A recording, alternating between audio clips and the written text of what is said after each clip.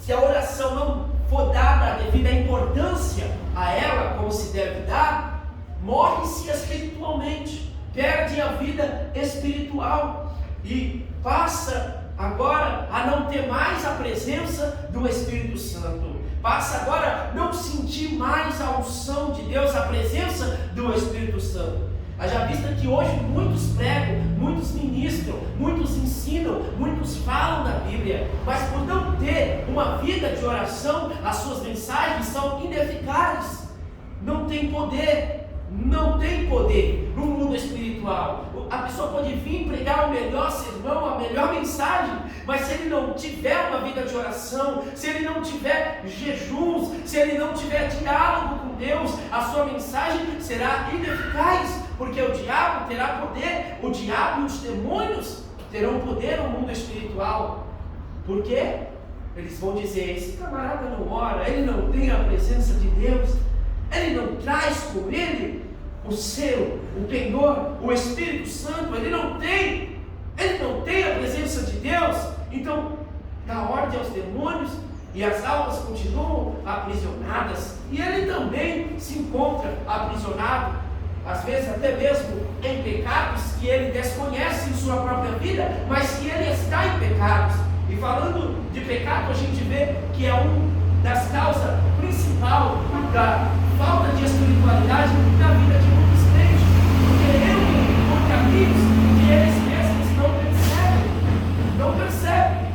E a palavra do Senhor vai dizer que lascívia, fornicação, adultério, maledicência e tantas outras práticas do pecado, isso traz um entristecimento no Espírito Santo. Entristecendo o Espírito Santo, lógico que ele se afastará de nós, lógico que ele não vai querer de modo algum ter comunhão conosco, ter alegria conosco. O Espírito Santo vai se retirar. Mas quando nós estamos no centro da vontade de Deus, brigando todos os dias contra o pecado, brigando contra o mal, lutando com as armas que Deus nos deu, mais o Senhor nos dá graça, mais o Senhor nos dá poder, mais o Senhor nos dá ousadia, mais o Senhor nos dá a alegria do Espírito Santo. A luta pode estar travada, mas a alegria do Espírito Santo vem para nos capacitar e nos ajudar a prosseguir.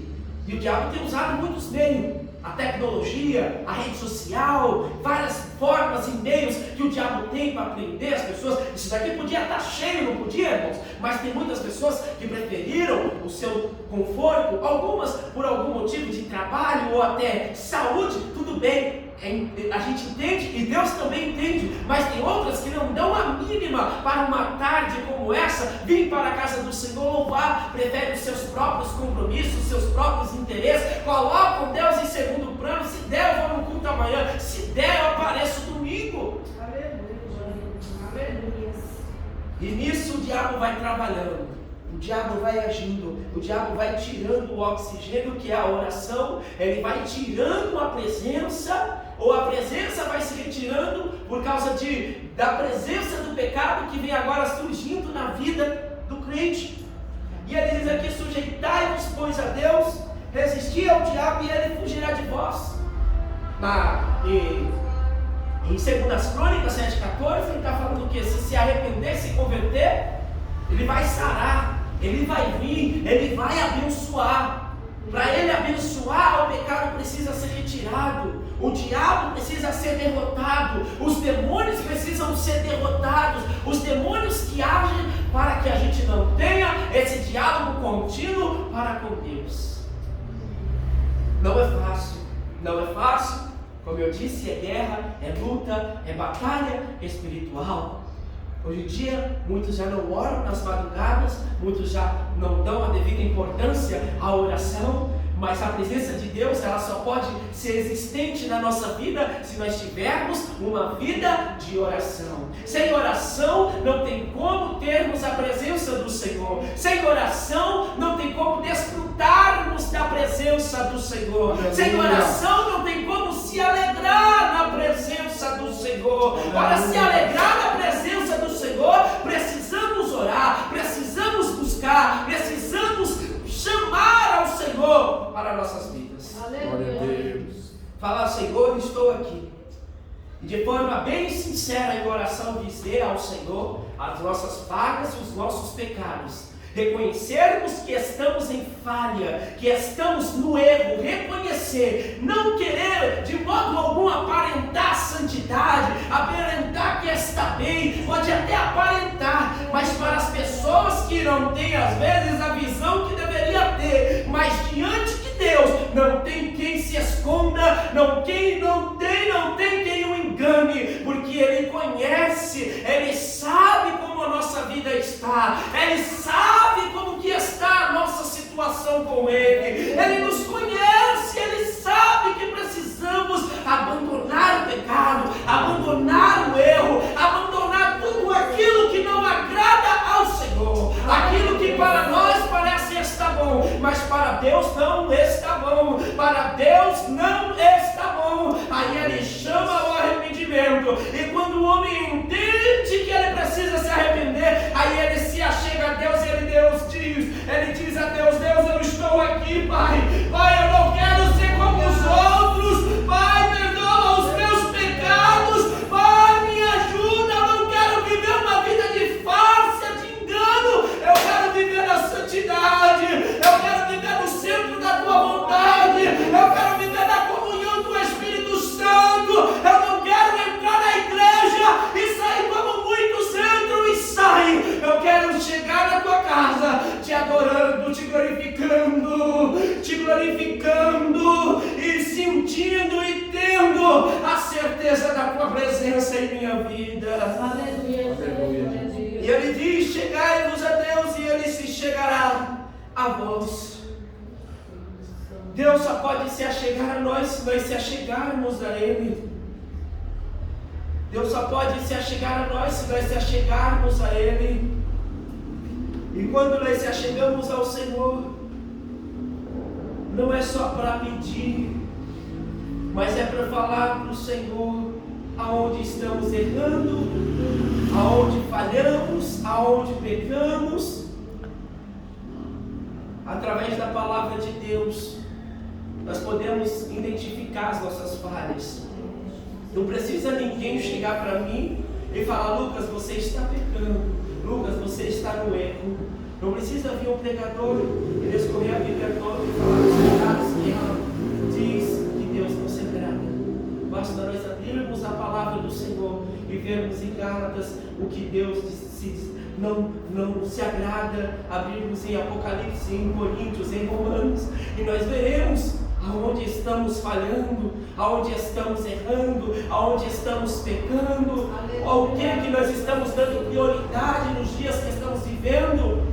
Muitos de nós estamos dando prioridade às coisas terrenas, estamos dando prioridade às coisas seculares, aos nossos interesses, estamos dando prioridade a isso. Não podemos ser hipócritas, nós damos prioridade aos nossos interesses. Muitas vezes nem apresentamos a Deus as coisas que queremos que se realizem.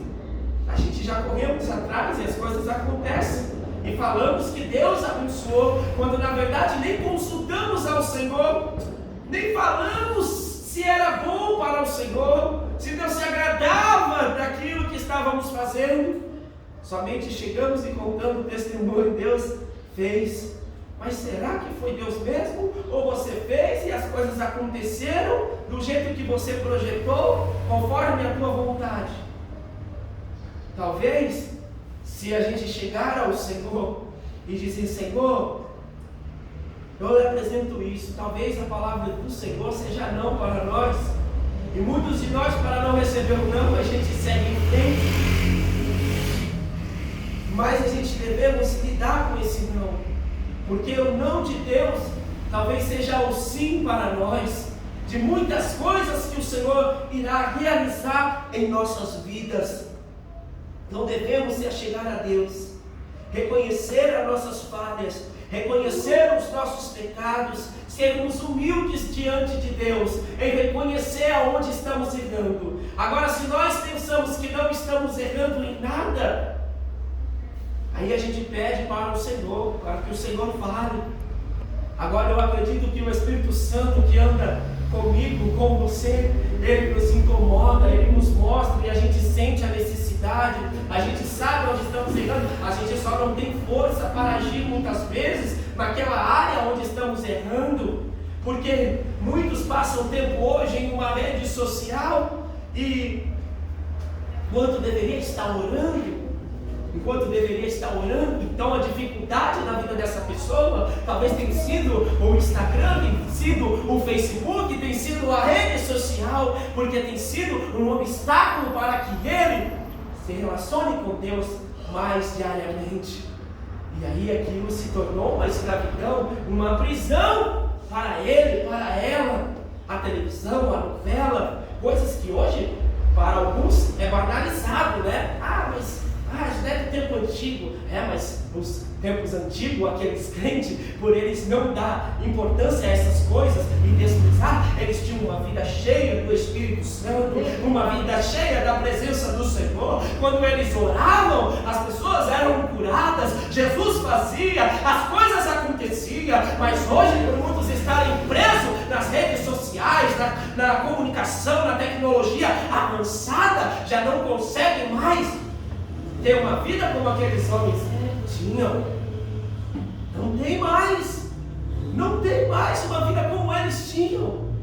Eles tinham uma vida dedicada a Deus. Eles não priorizavam uma televisão, eles priorizavam o joelho no chão, a oração.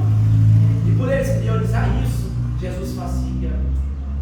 Hoje é até vergonhoso para nós, eu me incluo no meio como obreiro do Senhor, porque nós não oramos nem um pouquinho do que era para a gente orar.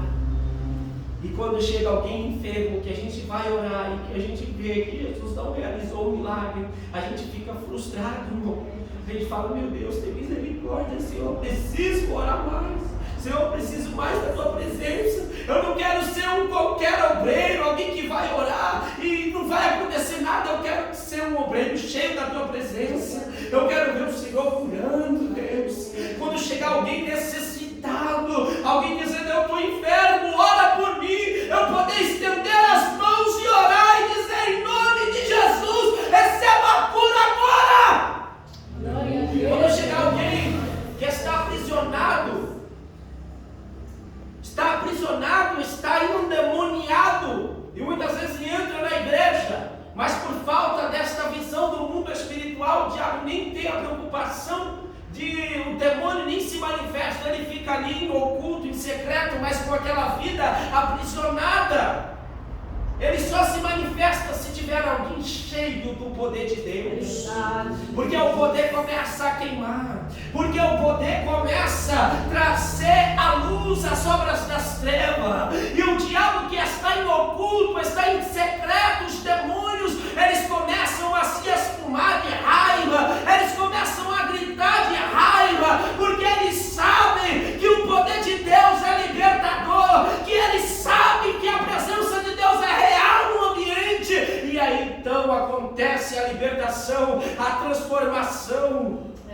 Aleluia, Jesus. A advertência para nós nessa tarde é que para sermos abençoados, precisamos abandonar tudo que esteja nos atrapalhando. Precisamos identificar onde o Satanás, os demônios, o inimigo, o adversário estão agindo e aonde nós estamos errando, no que nós estamos errando. Nós devemos identificar, Senhor, na onde eu estou errando. Você está errando na oração, porque você não está orando mais de madrugada. Você está errando nas orações. Mas como, Senhor? Você não ora mais de manhã. Como que você está errando? Senhor, na onde eu estou errando? Você está errando à tarde. Você não está orando mais à tarde. Na onde eu estou errando, Senhor? No jejum. Você não jejua mais. Você já percebeu? Já tem meses que você não apresenta um jejum para o Senhor. Você não sabe nem como faz mais um jejum. Volte a jejuar. Consagre a sua vida ao Senhor. Aleluia. Mas Senhor, eu já faço. Então faça um pouco mais. Você se acomodou? 1 hora de jejum. Não, jejum em 2 horas. Mas 2 horas. Não vou jejuar 3 horas. A tendência é evoluir espiritualmente e não regredir ou estacionar. a tendência é crescer. Ora uma hora, daqui a uns dias já está orando 2. Oram 2, daqui a alguns dias já está orando 3. Está orando 3, daqui a mais um tempo está orando 5 até de manhã. E aí chega de manhã e fala, nossa, ficou até de manhã. Fiquei até de manhã, não está com sono, não estou com sono. Porque o Espírito Santo de Deus, ele tira o sono, ele traz o vigor que até mesmo alguém que tenha dormido uma noite inteira não terá. Oh, aleluia, aleluia, aleluia. Aleluia, veja na onde você precisa melhorar. Eu vou ver na onde eu preciso melhorar. E em secreto eu vou buscar essa melhoria com Deus. Mas faça isso você também. Vê na onde você precisa melhorar com Deus. Mas eu não sei, então peça ao Senhor que lhe dê o discernimento, para que o Senhor abra os teus olhos e você identifique aonde você está errando, aonde você está em falta, aonde você está em erro para com Ele. Não é para comigo, com a irmã, com o pastor, não, é com Deus. Uma coisa é você ter que lidar com um ser humano, outra coisa é você ter que lidar com Deus, com um ser divino, um Deus que é onipotente, um Deus que é onisciente, um Deus que é onipresente. Alguém pode até olhar para ele, mas não estou em pecado, não estou em falta, não estou em erro. Mas ele pode olhar e dizer, você está em erro sim. Mas não, onde, Senhor? Aqui que você está em erro. Mas o outro ser humano não. O outro ser humano pode olhar, não, está tudo bem, está legal, está ok. Mas com Deus não. Deus, ele é sincero. Deus, ele é verdadeiro. Deus, ele não se omite a verdade para agradar a seu ninguém. Para agradar a seu ninguém. Tem igrejas, tem pessoas que estão até enfardadas, sabia? De ouvir coisas, elogios e bajulações. Tem pessoas que estão enfardadas. Tem pessoas que dizem que o Senhor usa um profeta para falar comigo, Senhor. O Espírito Santo fala comigo. Aí o Espírito Santo vai, fala em sonho, fala em visão, se revela, se manifesta e fala, você está errado aqui. E a pessoa fala, nossa, eu ouvi isso. Eu estou errado, eu estou pecando, você está pecando. O Espírito Santo, ele pode falar. E ele fala tanto por várias vias. Ele pode usar o pastor, ele pode usar a criança, ele pode usar o jovem, o adolescente, ele pode usar quem ele for para nos colocar no prumo.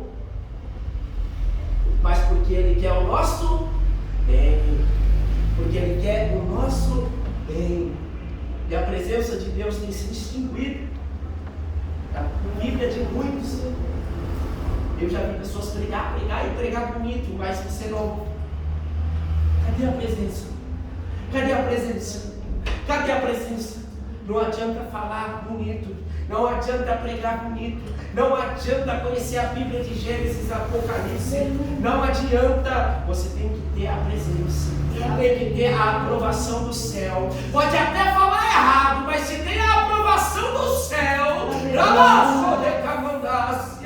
Deus vai operar o milagre, Deus vai dar vitória. Pode até não saber falar Jesus direito, mas se tem a aprovação do céu, ele cura, ele liberta, ele transforma, ele joga os demônios por terra. Aleluia, Jesus. Mas o irmão não sabe pregar direito. Eu não sei, mas o Deus que eu sirvo é um Deus poderoso e que eu tenho intimidade com ele. Aleluia. Você tem intimidade com ele? Aí quando vai ver, não tem intimidade com ele, não se aproxima a ele, pensa que pode enganar a Deus, mas acaba enganando a si mesmo. Pode enganar o próximo, mas a Deus ninguém engana. A Deus ninguém engana. Espírito Santo, aleluia, Jesus. Consagração. Perceberam como que as consagrações estão hoje? As pessoas vêm para uma consagração já pensando na comida, já pensando na refeição. Alguns casos, as pessoas já preparam as panelas, não é errado, mas uma consagração, vamos pensar no céu, depois na alimentação. E tem pessoas que vêm já pensando na refeição. Eita, vai ter comida! Misericórdia! Eita, que vai ter um almoço abençoado. Pensa no céu, depois vem a refeição. Depois vem a refeição, vai vir a refeição. Mas tem pessoas que vêm e já ficam torcendo para acabar logo o horário. Consagração é essa?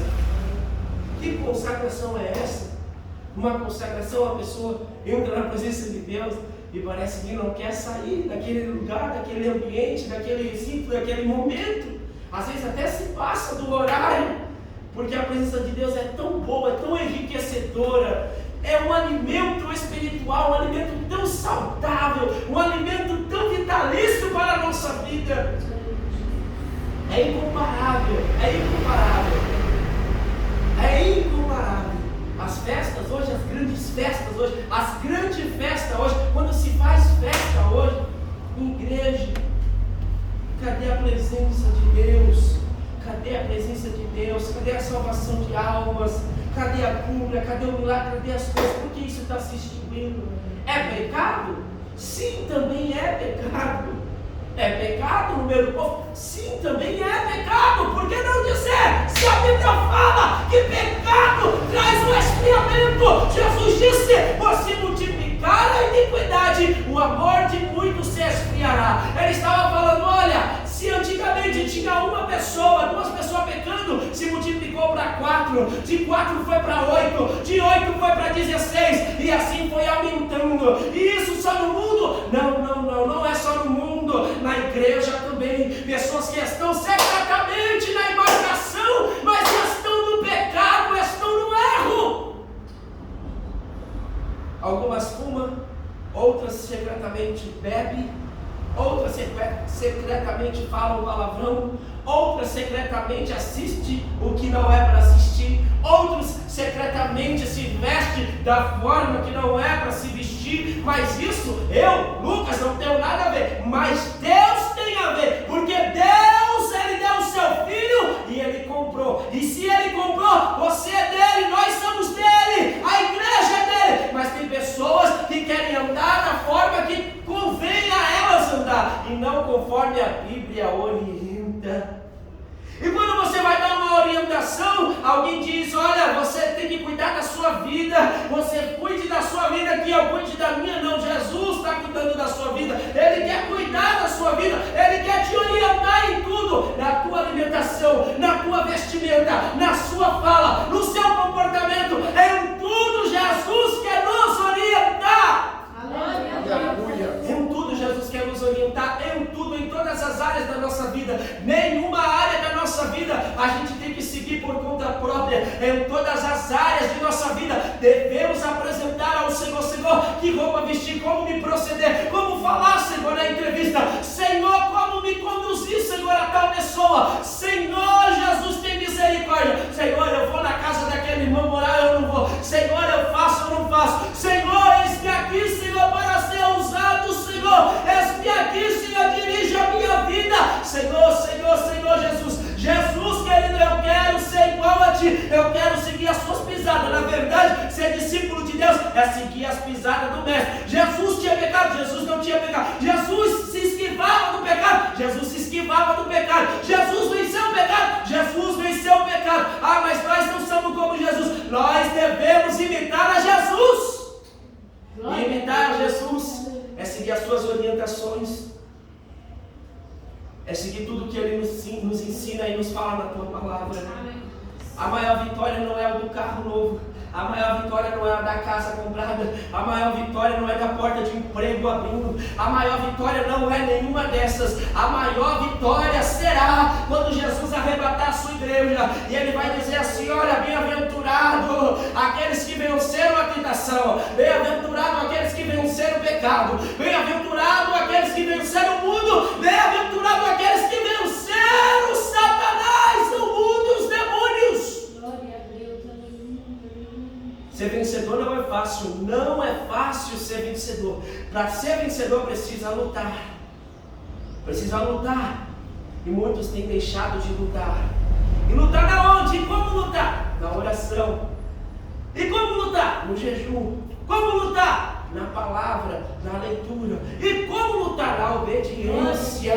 Na obediência a quê? A Deus. Na obediência a quê? A palavra. Na obediência ao quê? A palavra. Mas a palavra diz assim, mas eu vou proceder assim. Está no meio. Está procedendo fora da Bíblia. Está fora do que a Bíblia diz.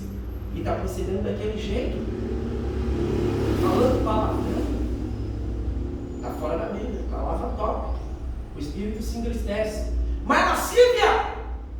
Pá, é pecado. Tem pessoas que falam que a questão de vestimenta é usos e costume. Então, se é usos e costume, então devemos se adequar à cultura do céu. Porque a cultura do céu é bem essa que Cristo disse, que Paulo disse, né? Como convém a mulher, como convém os homens proceder. A cultura do céu, a forma de vida de um crente é totalmente diferente de um ser terreno que nem sequer pensa acima das nuvens. A vida de um crente é diferente, o crente é sal, o crente é luz, o crente é diferente em todos os sentidos, em todos os aspectos. Não é só diferente porque carrega um nome, é porque carrega um modo de vida, uma forma de viver diferente da de todos que estão à nossa volta. As pessoas olham para nós e falam: ei, aquele ali vive diferente, ele fala diferente, ele veste diferente, os lugares que ele frequenta é diferente, a forma que ele age e procede é diferente. Mas quando o mundo não vê isso em nós, então isso significa que nós não somos de Cristo, mas que nós estamos se associando ao mundo. Talvez podemos até ser de Cristo, mas estarmos associados ao mundo. Mas que estamos associados ao mundo, aí Tiago vai dizer: olha, não ameis o mundo, nem o que no mundo... João, nem o que no mundo há, porque se alguém ama o mundo, o amor do Pai não está nele. Adúlteros e adúlteras, ele fala sobre a questão da pessoa se vincular com o mundo. Mas irmão, nós estamos na terra, nós temos que trabalhar, e dentro do trabalho viver da forma como o crente deve viver. Irmãos da minha comunidade, eu moro na comunidade, eu moro no Parizão, mas eu tenho que proceder como um cristão, um servo de Deus, aquele anunciador de Cristo na comunidade de Paraisópolis. Ser diferente. O jovem bebe, eu não bebo. O jovem fuma, eu não fumo. O jovem xinga, eu não xingo. O jovem rouba, eu não roubo. O jovem trafica, eu não trafico. Sou melhor do que ele? Não sou melhor do que ele, mas eu vou apresentar Jesus para ele. Jesus que transforma e liberta dessas práticas que ele está vivendo. Aleluia. O que nós devemos priorizar nesses dias é uma autoanálise, nos analisar, cada um no seu individual, né? Porque tem pessoas que também não querem. Jesus não vai forçar, e muito menos um ministro, um servo, um pregador, nunca vai forçar ninguém a nada. Isso é uma obra do Espírito Santo. Nem o Espírito Santo ele força. Se a pessoa insiste muito, aí ele deixa lá. Aí o Espírito Santo se retira. Se ele está falando, e a pessoa começa até a blasfemar. Não quero saber. E começa a blasfemar contra o Espírito Santo, porque ele é uma pessoa. Ele é uma pessoa. Ele é uma pessoa. Quando um homem não vai, o Espírito Santo vai. Outra coisa que Deus colocou no meu coração para eu falar quando eu vim para cá foi que quem envia a obra não é o pastor.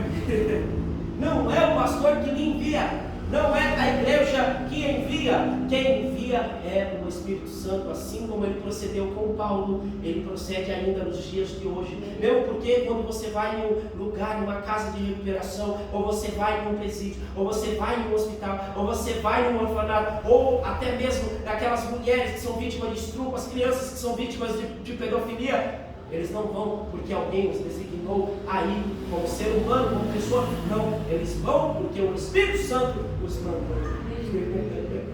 Os homens não querem ter mais este compromisso.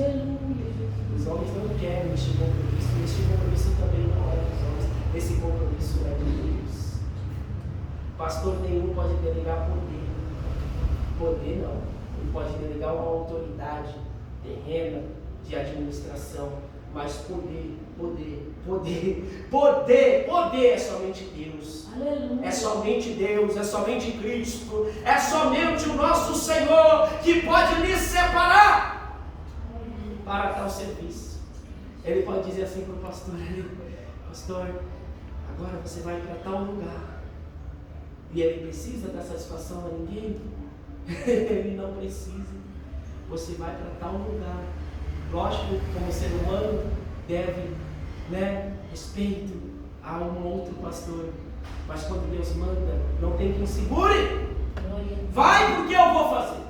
Vai porque eu vou curar. Vai porque eu vou libertar. Vai porque eu vou salvar. Ah, mas Senhor, não tenho condição. Vai porque eu vou dar condição. Aleluia. Ah, Senhor, mas eu não tenho lugar. Ah, mas eu vou dar um lugar. Já preparei um lugar. Já tenho um lugar. Já tenho as vidas. Já tenho as pessoas. Jesus já tem tudo.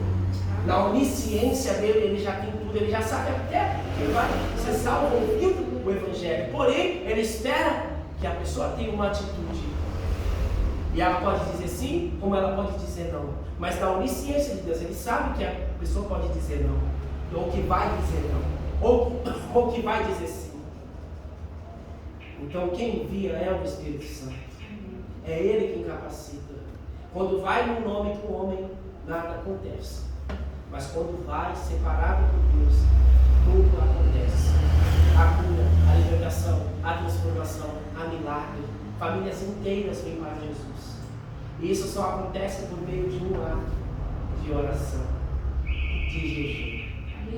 Quando eles foram enviados pelo Espírito Santo, antes de eles serem enviados, eles estavam em um grupo de profetas, de mestres, e novos convertidos, e eles estavam em oração, estavam em jejum, estavam buscando ao Senhor. E através dessa busca, o Espírito Santo disse: apartai para mim Paulo e Barnabé, para a obra que eu os envio. Ele não disse: igreja, Antioquia, envio. Ele falou: apartai para mim esses dois, que eu os enviarei. E ele enviou os dois. E ele enviou os dois. Agora você quer ter a sua vida espiritual restaurada, não que você não tenha, ou que você quer ter renovação, ou que você queira ser mais cheio ainda. Mais cheio ainda. É a dedicação maior na oração. Uma dedicação maior na oração. Não que vocês não orem, não que eu não ore, mas se nós queremos ter mais poder de Deus, devemos orar mais. Devemos buscar mais. Devemos descer mais. E eu sei as dificuldades que hoje temos.